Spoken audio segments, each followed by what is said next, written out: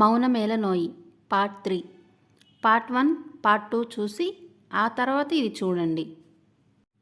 అదే పనిగా మోగుతున్న శివాని ఫోన్ వైపు చూసి, అమ్మో మళ్ళీ ఆయనే అయ్యుంటాడు, ఈ హడావుడిలో పడి దానితో ఫోన్ మాట్లాడించడం మర్చిపోయా, ఇప్పుడేం చేయాలి అని ఆలోచిస్తూ ఉండగానే కాల్ కట్ అయింది.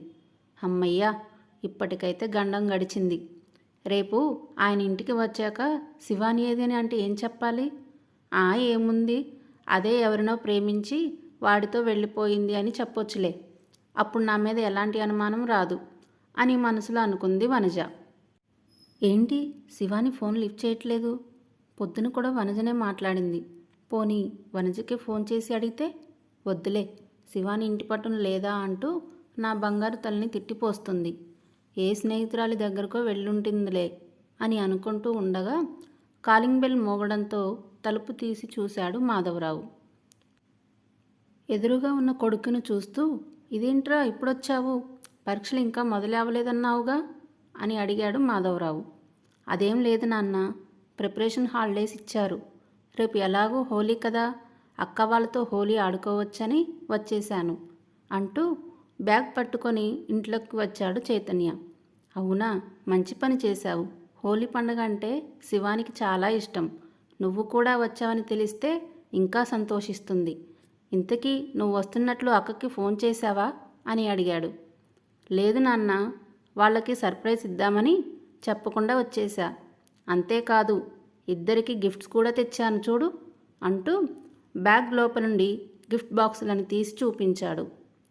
మీ అమ్మకి కనిపించకుండా జాగ్రత్తగా ఇవ్వు, శివానికి గిఫ్ట్ ఇవ్వడం చూస్తే డబ్బులు ఖర్చు చేస్తున్నావని తిడుతుంది. నాకు తెలుసుగా నాన్న, ఇంతకీ అమ్మ అక్క వాళ్ళు కనిపించట్లేదేంటి అని చుట్టూ చూస్తూ అడిగాడు చైతన్య. ఏమోరా, నేను ఇప్పుడే క్యాంపు నుండి వచ్చాను, నేను వచ్చేసరికి ఇంటికి తాళం వేసి ఉంది, మీ అమ్మకి నేను రేపు వస్తానని చెప్పాను, అందుకే పావనిని తీసుకొని మీ అమ్మమ్మ వాళ్ళ ఇంటికి వెళ్ళి ఉంటుంది అని చెప్పాడు.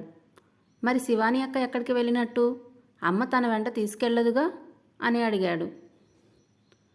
అదే నాకు అర్థం కావట్లేదు, ఎవరైనా స్నేహితురాల ఇంటికి వెళ్ళిందేమో, ఫోన్ చేస్తున్నా ఎత్తట్లేదు, నా మనసు ఎందుకో గందరగోళంగా ఉంది అని అన్నాడు.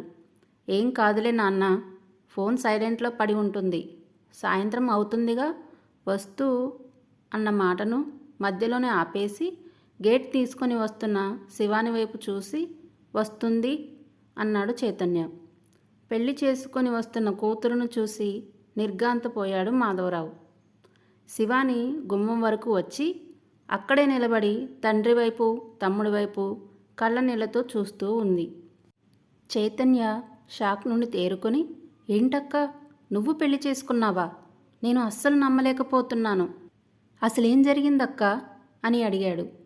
శివాని తలదించుకొని, నేనొకరిని ప్రేమించాను, అతను లేకుండా నేను బ్రతకలేను, నాన్నకు తెలిస్తే ఒప్పుకోరని అని చెప్తూ ఉండగానే, నాన్నకు తెలిస్తే ఒప్పుకోడని, నాన్న చచ్చాడనుకొని పెళ్లి చేసుకొని వచ్చావు కదా అంటూ కోపంగా అరిచాడు మాధవరావు. అది కాదు నాన్న అని శివాని సర్ది చెప్పబోయింది. ఇంకేం చెప్పకు, నువ్వు చెప్పేది నేను వినేది ఏమీ లేదు, అయినా పెళ్లి చేసుకొని నీ దారి నువ్వు చూసుకున్న దానివి మళ్ళీ ఇక్కడికి ఎందుకు వచ్చావు, వెళ్ళిపో, ఇంకెప్పుడు ఇక్కడికి రాకు అంటూ గట్టిగా అరిచాడు మాధవరావు. అదేంటి నాన్న అలా అంటారు, మనకు చెప్పకుండా పెళ్లి చేసుకోవడం తప్పే, కాదనడం లేదు, అలా అని అక్కని దూరం చేసుకుంటామా, అసలు తను ఎలాంటి పరిస్థితుల్లో పెళ్లి చేసుకోవాల్సి వచ్చిందో ఏంటో అంటూ ఎదురుగా వస్తున్న రుద్ర శారదల వైపు చూశాడు చైతన్య. మాధవరావు రుద్రం చూడగానే, వీడినా నువ్వు పెళ్లి చేసుకుంది అంటూ ఆశ్చర్యంగా శివాని వైపు చూసి అడిగాడు. అవును అన్నట్లు మౌనంగా తలదించుకుంది శివాని. మాధవరావు వెంటనే రుద్ర కాలర్ పట్టుకొని, ఎందుకు నా కూతురి పెళ్లి చేసుకున్నావు, అసలు ఏ ఉద్దేశంతో నా కూతురి మెడలో తాళి కట్టావు అని అడుగుతూ కొట్టబోయాడు. తండ్రి చేతిని పట్టుకొని ఆపింది శివాని.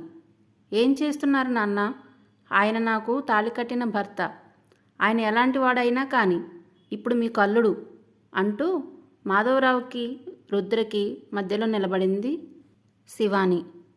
కొనసాగుతుంది. ఈ స్టోరీ మీకు నచ్చినట్లయితే లైక్ చేసి కామెంట్ రూపంలో మీ అభిప్రాయాన్ని తెలియజేయండి. అలాగే తదుపరి అప్డేట్స్ కొరకు నా ఛానల్ను సబ్స్క్రైబ్ చేసుకోండి. Thanks for watching.